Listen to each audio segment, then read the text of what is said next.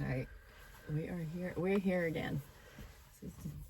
I was going to say that's a new hairstyle, but it's not happening. Well, it is a new hairstyle. It is.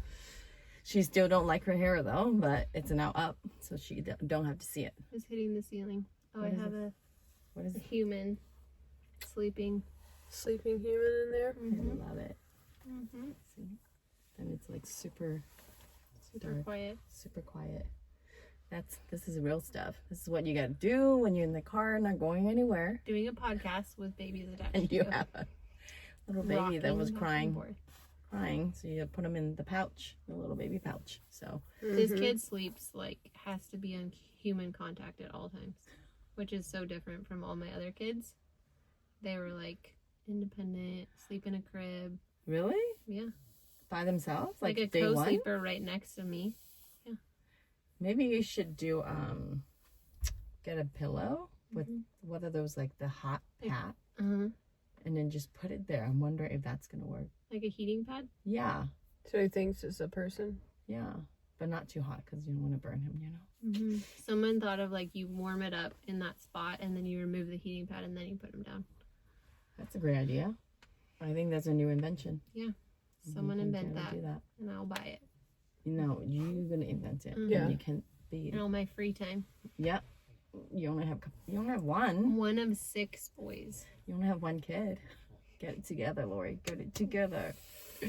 So fun. I wish you would have known, or I would have known, how easy one kid is. Right? You don't understand how easy one kid is until you have 4. You're like, one, you can do anything with one kid. But you know what I love more, though, in this environment? Is that you're going to have some young folks, okay? To tell you, I'm so busy. I am so busy. I'm only going to school 3 hours a day, and I'm so busy. And they don't have any kids? No kids, and they're so busy. Okay, really? What are you busy about? I'm busy scrolling. That's what I'm busy about. Let me show you what busy is. Okay? Social engagements. It's a real thing. It's a real thing. What's your busy look like? I'm trying to not say that I'm busy. I'm learning to project what I want. So I say I'm productive, or my plate is really full. That's good. Because with 2 teenagers, a full-time job, trying to do this podcast in the car that is not going anywhere. It's a real life experience, I tell you. Are we there? Are we there yet? Are we there yet? Are we not there yet? But just reflecting on what we were talking about before the last recording on not knowing episode. Sorry. See, my vernacular is not quite there. Because we're Gen Z. X, Y, whatever. Boomer. Elemental P. No. Yeah. A, B, C. No boomer. No boomering. No boomering. No. That's like our parents. Yeah. We're boomers. Yeah. Oh, okay. I'm just going to say Gen P because my name's Poe. Can we just do that? Make it up. I can make it up. Okay. It's what you were talking about earlier, Amber, about not be true to yourself and tell the truth, even though that it might be perhaps hurtful for other person to hear. Or it could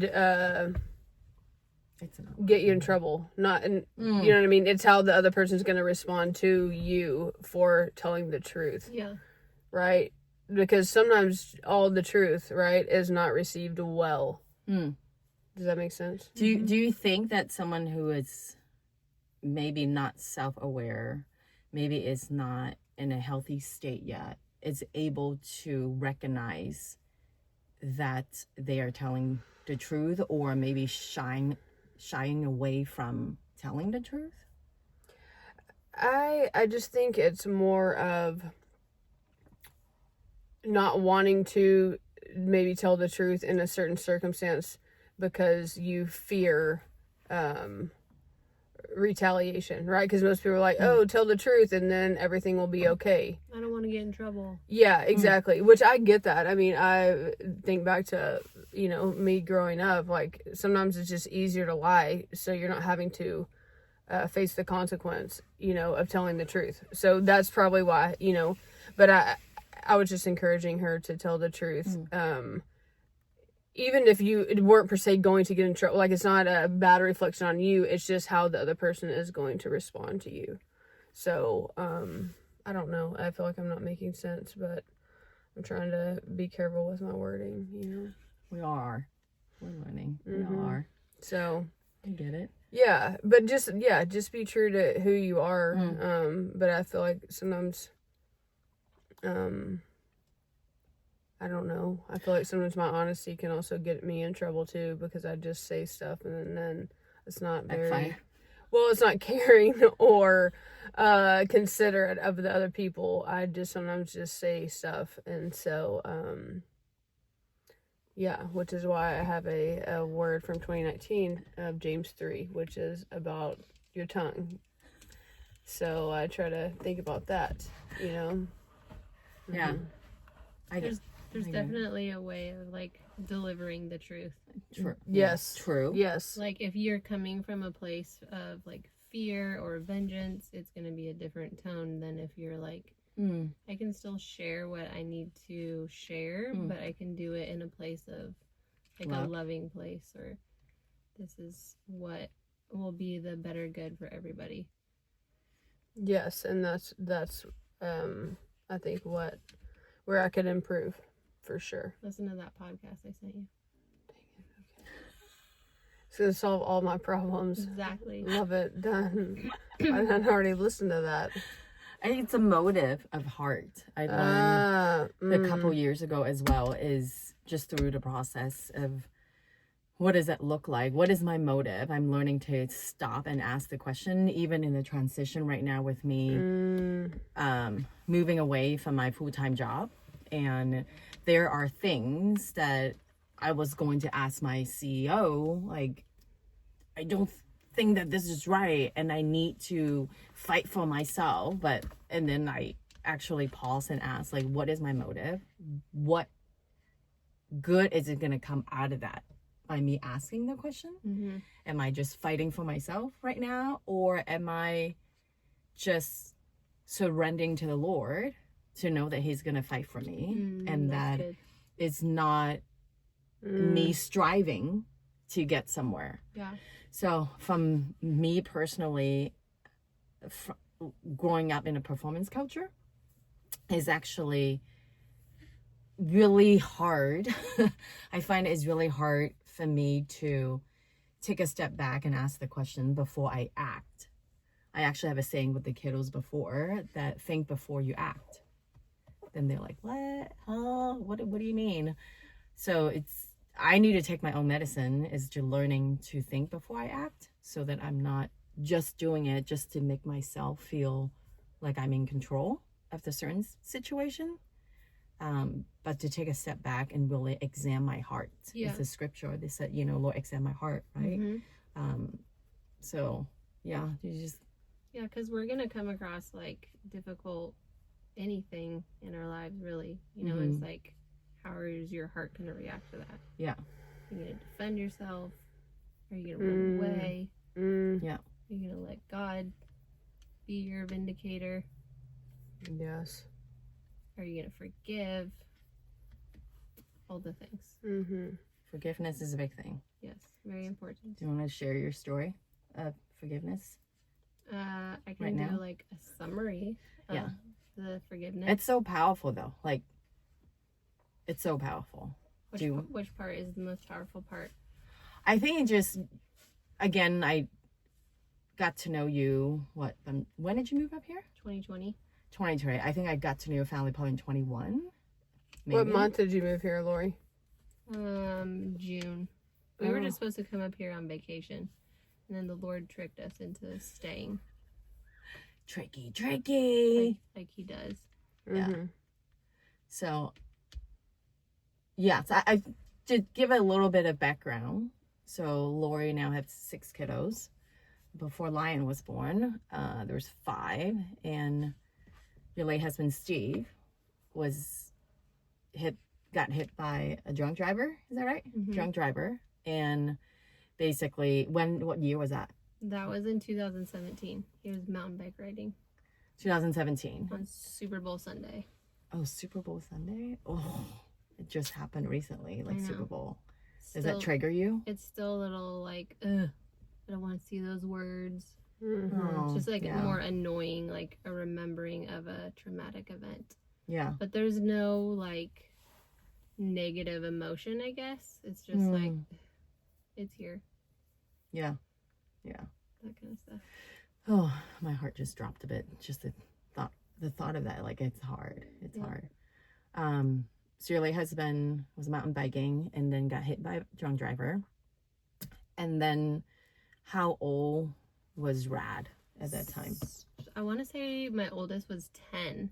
And your youngest at that time? 3 months. So this age. Just 3 months. Okay. So it's a range of obviously ages. And then what happened? And then it was an interesting time for me because I didn't know, like I know today, that God still heals today. And so I had heard God say that he was going to be okay. And so in my brain, I thought that meant that he was going to be healed on this side of heaven. So I went on this journey of like, I'll take care of him, because he didn't die when he got hit, but it left him in a wheelchair, left him like not able to eat, not able to walk, not able to talk. And so it was like pretty heavy. Like I became a caretaker and I was 36 at the time, and it was pretty early for pretty abnormal younger age to be a caretaker. But I took on the duty and also raised 5 kids. Youngest is 3 months to 10. Yeah. That's a big range, with not only the oldest being more mental response, meaning that, you know, as a mom or parents, your responsibilities shift as they grow. Yeah. But you have ages of 3 months, which is a lot of physical responsibility. Yeah. And then to the older one, which is more mental and emotional. Yeah. With your husband at that time, who became a vegetables basically because of the accident. That's a lot. And then there was a season where he was in our house, and so the kids were helping, like changing his urine drain bag, or like feeding him through his feeding tube, like stuff that kids shouldn't have had to ever go through. Right. And so it was, like I said, they grew up really fast. I feel like I missed out on a lot of things that normal parents get to do, but at the same time I was like, it's okay, it's worth it, he's gonna be okay, and all this stuff. So, and it was important for me for Steve to be able to watch his kids grow up, and we all had the hope that he was gonna get better. So that was like a huge turn of events when he did end up passing away in 21. So from 17 to 21, so 4 years. It was almost 5 years. Just Okay. a couple months shy of 5 years of taking care of him. But it was crazy because in Southern California, we had such a massive community of help. Like all our families lived down there, and just like strangers were donating or coming over, folding laundry. And it was a season where I definitely had to learn how to ask for help. Wow. Because I was like, I can do it myself. Yeah. I can do it all. So how did you learn to ask for help? Because I think for Out of me, necessity. that's a real thing, drowning. right? Yeah. It's I think all of us, maybe especially women, that we think we can do it all. Yeah, moms. And this is moms, right? There's the kids and the full-time job, and then you have a husband at that time that not mobile, like really not there. Yeah. So that's what was there any one moment that you remember where I need help? Was that something that triggered you, or did you just say I have 5 basket of laundry that I need to fold? I think it was just like the realization of, oh, I cannot do this on my own. I can't do it. Like there's too much slipping through the cracks. And there was also, before I even knew to ask God for help or like to send helpers, there's people just showing up. Wow. It was amazing. Like financially showing up and physically showing up, like going to the store and getting groceries. Wow. Like I literally couldn't leave or do anything. Yeah. It was intense. So it was out of necessity and just the goodness of God to do it before I knew to ask. And I was like, oh, I can breathe again. Wow. Kind of a thing. Wow. Because, I mean, with the youngest ones being 3 months and 10 years old, were you even sleeping at all? Like, I mean, you got the feed. Yeah, I know. I'm just trying to figure out what that was even like. And I had a friend who moved into the house to help me with the kids. So I could do a little bit more with Steve. And over time, it got into a little bit more of a rhythm. And I was able to hire people out of pocket because insurance wouldn't pay for nurses in the home. Oh.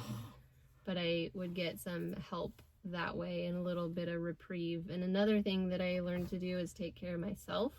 Wow. Like exercise was really important for me so that I could stay mentally sane and I could be a better mom and So just learn to ask for help so I could take breaks so that I could be a better mom, a better caretaker, and all the things. One thing that struck me, I know I'm asking all the questions, feel free to ask. It's when you were saying that during the moment or season of having the 5 kids from youngest to the oldest, with your husband being in vegetables, you have that word from God that he's going to be okay.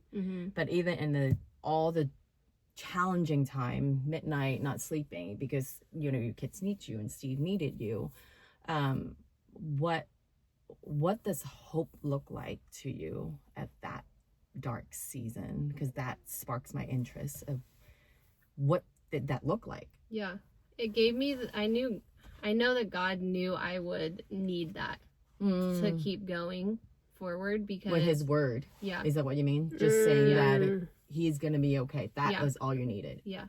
Wow. Because I needed that to keep going every day because it was hard. It wasn't easy. I know that God didn't ask me to have him in the home and take care of him, but I was like, I want to do that, which I know a lot of women wouldn't have done that part, but I felt like it was important because these care facilities that they send people to are not the best, and I wanted to be there when he like woke up essentially. Yes. Yeah, for sure. But yeah, it wasn't easy at all. I look back now and I remember saying this then. I'm gonna look back on this moment and be like, I have no idea how I did it. Oh, like I have no idea how it got pulled off, but I know I couldn't have done it without like the love and the community and the support and family doing all of that stuff.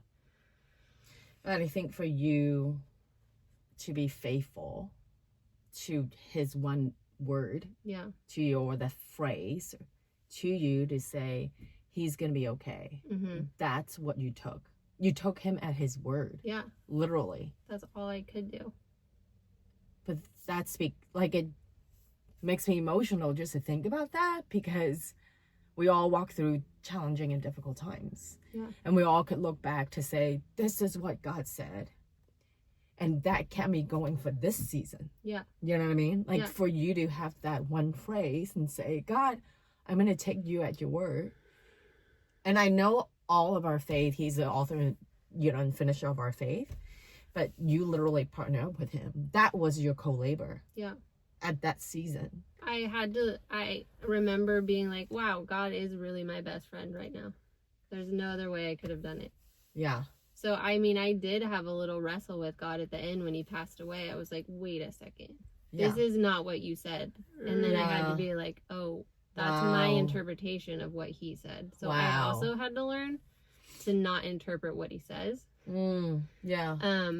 But I had this, I don't know what you want to call it, a dream, a vision, like an encounter where I saw Steve in heaven. And when was that? After he passed away. After he passed, okay. And he was so happy and like so excited to be there. And I was like, he's so happy. And I was like, but would you want to come home? And he was like, no, first I asked him, I was like, do you want to stay here? And he was like, yeah, I want to stay. Like a kid at like Disneyland or a kid in a candy store. Like, oh my gosh, he's so happy. And then I was like, if I could ask him if he wants to stay, I could ask him if he wants to come back. And so I was like, would you come back? And he was like, yeah, I would come back. And I was like, he doesn't want to come back. And like, granted, he's in like the best place ever in eternity. Yeah. And so for him, it's going to be like a blink of an eye when we get there. So it was like, it's okay, you can stay. And I realized in that conversation, it wasn't God changing it. It was Steve's choice to go to heaven. Wow. So it was kind of like, wow. I can't be mad at you, God.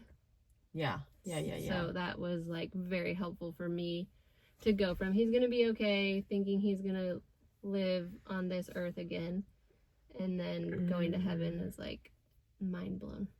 Wow. Kind of stuff. Yeah. It takes a whole lot of courage, faith, boldness to just step out and say, I'm going to take you at your word. Yeah. You told me that it's going to be okay. Mm-hmm. I don't know what that looks like, but I know he's going to be okay. Yeah. And then when it turned out to be that he departed or graduated, as we would say, to heaven, I would think that I know you just walked out your process of what that meant to you, what you walked through, but I would think that there will be that was a season of confusion as well. Yeah. For you to say, you said it was okay. What happened? He's not here. Yeah. You know, like what happened? And I think it, like, a lot of people would be shocked to hear that I was angry at God and I was mad, and like you can be mad at God? What? And it's like, wow. Actually, God wants you to tell him all your emotions and have that relationship and have that connection with him and not hide. He already knows. So there's no sense in hiding it from him. So that was an important realization for me, to be able to tell him all my feelings of like, but you said, God. And so just processing through that and being able to do that and talk to him about it, it helped me to not hold on to that grudge. Wow. You were just yourself. Yeah. It's like, this is me. It wasn't easy. It was painful, but you can't just push that pain down. You got to get it out. That's good. I think that's good. That's so good for not going back to the truth of what we know, or whatever situation it might be, just being true to yourself, telling the truth, even though it could be upsetting, angry, piss off. I mean, it could be galore different words that I can think of right now that I could say to God. But like, what does that look like for you, Ember, when you're looking back at the different seasons that you were in, how you were able to be real with God? I mean, I feel like he's the best person to be real with, because he's not going to judge me or be like, Amber, watch your mouth. You know, he shouldn't have said that or whatever. But it is like, and I don't know if it was Jason that had something early on where he would like process when he was going through the same thing I'm going through, and he would like sit and even put it to music and different things. I don't put it to music, but I've seen like through, at first it was a lot of people encouraging me. So I would like copy those and put them in my notes. So I probably have, I don't even know, hundreds, probably more than hundreds of encouragement. So that's like what got me through one season. And then like the next season, I would voice memo everything, like literally like, okay, I haven't even gone back and listened to them because I'm just not there yet. But like, exactly, like, hey, I'm pissed at this, or this triggered me, or hey, this is making me really sad today. But it's like almost someone to listen to me. So it's like I get it off my chest, or even being grateful, like, you know, like, hey, I'm very grateful for this. And then last January, my brother-in-law challenged me. He's like, do you know there's like, it's called a journal on your phone, and you can upload photos and write on there. So then that season for like a year, it wasn't consistent every day. But then I did that. I would like attach photos to it, and the same thing, be like, okay, God, like, this is how I'm feeling today, you know, like almost just like a journal. And I'm not really a journaling person. But it's been very helpful, and you almost have to do that just to get it out. And I think even with my counselor, it's been huge for me that I don't have like every Thursday appointment at 1 or whatever. It's not a set time. It's been like, when I'm in crisis mode, I can call her. And so at the beginning, oh my gosh, I would talk to her so much sometimes hours, multiple times a week, like whenever, but she got my real and raw. So then she can be like, okay, you're triggered here. Or like, hey, let's walk through this, like my real emotion in real time instead of me waiting till Thursday, because I'm the type of person like, just when you were like, how was your week? And I'm like, it's fine. But if you would have caught me on Wednesday at the moment, then you're going to get a different answer. And so I feel like sometimes that's good, sometimes maybe not good. Yeah. But that's really just the processing of it and not keeping it, holding it. It's kind of what you sent earlier, Lori, about that post that it was like the written thing. I don't even remember what it said, but it spoke to me. And that's essentially what it was. It's like letting it go, processing, releasing to God. But I think, Grudges, offenses. Offenses, forgiving, and that's been even a different concept, because I feel like my concept of forgiveness was like, okay, I forgive this, issue or whatever, and then through this season I've recognized that it's consistent. It's like, oh, that triggered me. Okay, now I'm gonna forgive this, or this comes to mind. Okay, now I'm gonna forgive that. I'm gonna forgive this. Right? It's not like, oh, I forgive this whole huge thing. It's like all the little pieces. Okay, I choose to forgive this, and so it's so much. And it's sometimes like a process with you, just little by little. Yeah, and sometimes I feel like I haven't forgiven, but I think I'm just even trying to understand that concept too of what forgiveness looks like, because it doesn't mean then, like, you still have boundaries, you still don't allow people, you know what I mean? So I think my definition I've come to understand really what that looks like. But I think it goes back to even what y'all were talking about earlier, of like my heart attitude. And that's kind of how you can tell where you're at, right? Because even like if my conversation, if it's my intentions is really to expose or, like whatever my intentions are, like bring it back to that. And, then like, okay, well maybe then I should try a different route in this conversation or something like that, That's good. That's good. Yeah. Yeah, the motive of heart is a big thing for me, as I'm learning that I was in control a lot of times in my marriage that I was in, and because of all the trauma and things that we've gone through, or I gone through when I was younger. And now looking back is, oh, this is why I did XYZ. Oh, this is what it looked like. So I can recognize what's healthy is, what's unhealthy is. And I want to kind of circle back with forgiveness with you, Lori, so Steve got hit in 2017, became vegetables. You have 5 kids from range of 3 months to 10 years old.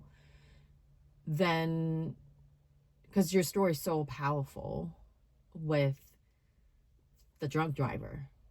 So what happened with the drunk driver? What did you encounter? How did you land it with, the story? Yeah. Your life story. Well, they ended up being able to find the drunk driver, which is a miracle because it was a hit and run. Wow. So I can look back on this whole last 10 years and be like, oh, that was crazy, God. Thanks for doing that.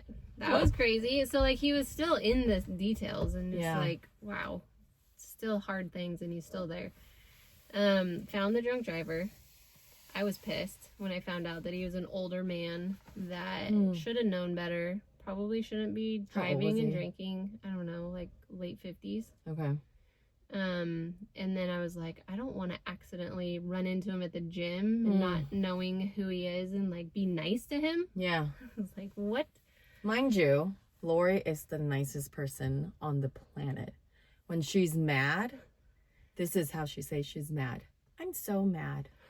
That's Lori. I just want to give a little perspective. Unless you're my kids. Then it's like, just a little perspective, So then God was like, hey, you should bring the drunk driver cookies for Christmas.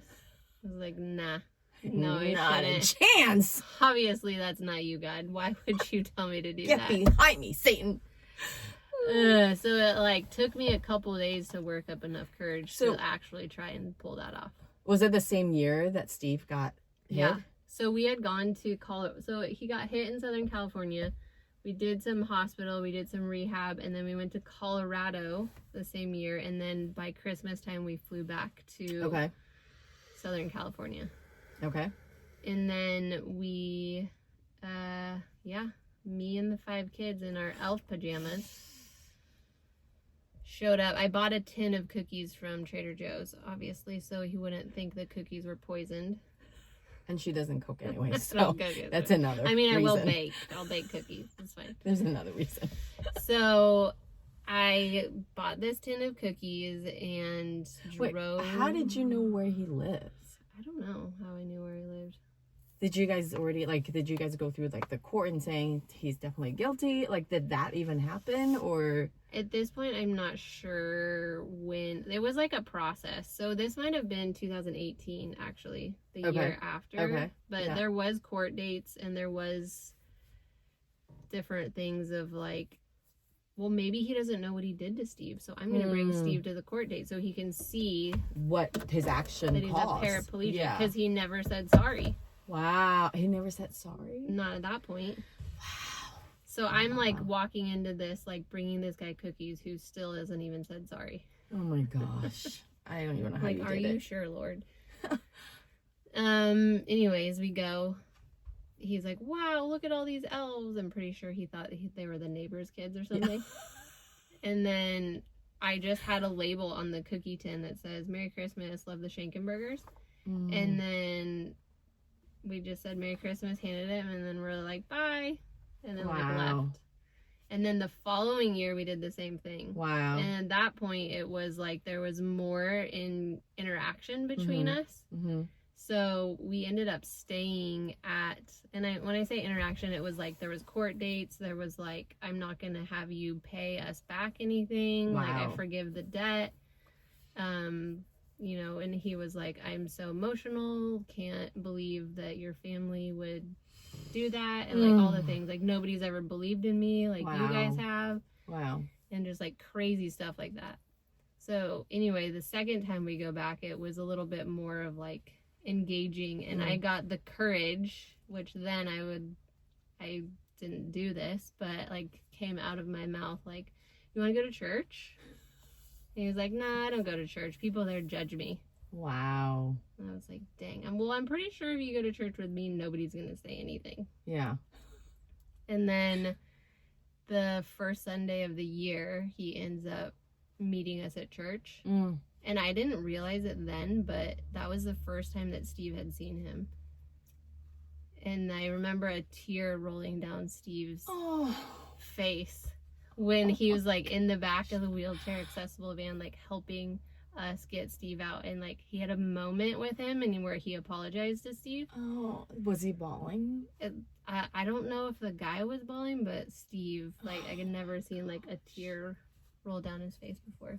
So that was crazy. Wow. And it gets even crazier. Then we go into the church and service and all the things. It was a fun church. He's like, everybody here is really happy. I was like, I know, it's fun. And then at the end of the church, they do the altar call, like raise your hand if you want to receive Jesus. And everyone's like, eyes are supposed to be closed and bowed, but he like raises his hand to receive Jesus. And I was like, Lord, you're so nuts. Wow. Like, you're crazy. Wow. So the forgiveness, bringing someone cookies, it goes like a long way. Even though I was terrified the whole entire time of doing it. And like, are you sure, Lord? Like, I have kids. What if they scream and cry? And like all the things. It's like, no, God knows what he's talking about. Wow. What did you have to explain, like, to the oldest at that time, a 10 and 11-year-old, and say, hey, we're bringing cookies, like, why are we bringing cookies? Of course, your youngest one wouldn't know what's happening, but what did you tell them? Did they ask the question of where are we going? Why? I kind of preface it like, okay, guys, so we're going to go to someone's house and bring them cookies and be Jesus's hands and feet, because this person might not know Jesus, and we're just going to be love to this person. Wow. But they didn't know they were going to meet. They knew who it was. Yeah. Oh, they did. When I was like prefacing it, I was like slowly working. I'm like, so can you guys think of somebody who hasn't been that nice to our family? Oh, And they're like, wow. so and so hasn't been nice to me. I'm like, a little bit bigger. They looked at me wrong the They other were day. like, the drunk driver that hit Dad. And I was like, yes, we're gonna go to his Wow. house. What did they say? Do you remember what they said? Okay. They just said okay? Yeah. Okay. It's kind of like being the role model, the parent. It's like, God told you to do something. How do you explain it to them? And then like the side, which is the biggest part, is like, oh, you're teaching your kids forgiveness. You're teaching your kids to be Jesus's hands and feet and Whoa. love people. And I was like, I didn't even realize that. Somebody else pointed that out to me, and I was like, oh yeah, you're right. Good job, Mom. I was literally just doing what I Right. felt like God was telling me to do, and all these things were like rippling off of it. Yeah, yeah. Wow. And I didn't even see it coming. Wow. Mhm. That's insane. Yeah, so we're still like acquaintances, like send each other stuff for like Christmas.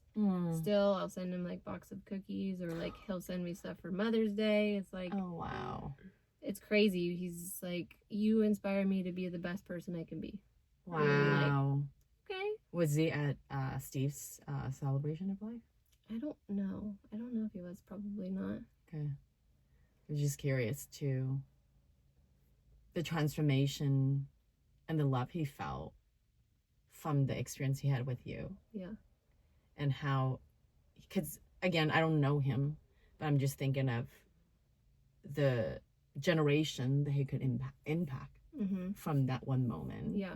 You know, like how I cannot even imagine what he felt when he realized that, again, he shouldn't be doing what he was doing, you know, driving and drinking at the same time, but knowing that he impacted a whole family with 5 kids. Yeah. And now it's, I can't even imagine what he felt like. Mm-hmm. Probably the scum of the earth. I mean, that's just what I'm thinking. If that was me, I would have felt that way. Yeah. And for him to experience the love that he has, unconditional, really. But it wasn't common to feel that way. A lot of people backtalked him, or like talk bad about him on social media and called him a monster, and like we're super like, I mean, rightly so to an extent. Like, you don't do that. It's a huge mistake to not do. But at the same time, it's like he made a mistake. Yeah.